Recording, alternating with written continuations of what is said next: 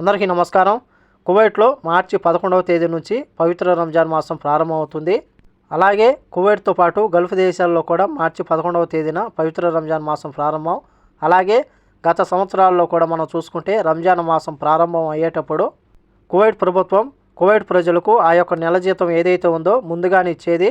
తాజాగా మనం చూసుకుంటే రంజాన్ నెల సమీపిస్తున్న సందర్భంగా రిటైర్మెంట్ పెన్షన్లు మరియు ప్రభుత్వ ఉద్యోగులకు సంబంధించిన జీతాలు, మార్చి నెలకు సంబంధించిన జీతాలు ఏవైతే ఉన్నాయో వారికి 7వ తేదీన జీతాలు ఇవ్వాలని చెప్పి కువైట్ ప్రభుత్వం త్వరలో నిర్ణయం తీసుకుంటుందని చెప్పి తాజాగా మీడియా పేర్కొంది.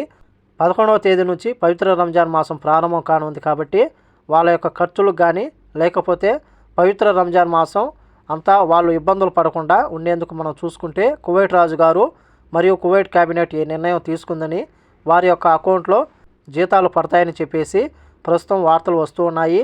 దీనికి అధికారిక ప్రకటన ఇచ్చిన తర్వాత మార్చి 7వ తేదీన వాళ్ళ యొక్క నెల జీతాలు ముందుగానే జమ అవుతాయని చెప్పేసి అధికారిక వర్గాలు తెలిపినట్లు స్థానిక మీడియా తెలిపింది.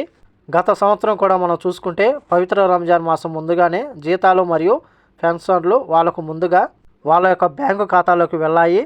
అలాగే కువైట్లో ఉన్న ముస్లిం సోదరులు, ముఖ్యంగా ఎవరైతే ప్రవాస ముస్లిం సోదరులు ఉన్నారో వాళ్ళు కూడా ప్రభుత్వ రంగంలో పనిచేస్తుంటే కానీ వాళ్ళకు కూడా ముందుగానే ఇలా జీతాలు వేస్తే మంచిదని చెప్పేసి కొందరు నిపుణులు అభిప్రాయపడుతున్నారు. మరి ఆయా యజమానులు ఎటువంటి నిర్ణయం తీసుకుంటారో వేచి చూడాల్సి ఉంది. ఈ వీడియో నచ్చితే లైక్ చేయండి, షేర్ చేయండి, సబ్స్క్రైబ్ చేసుకోండి. నెక్స్ట్ వీడియోలో మళ్ళీ కలుద్దాం. జై హింద్.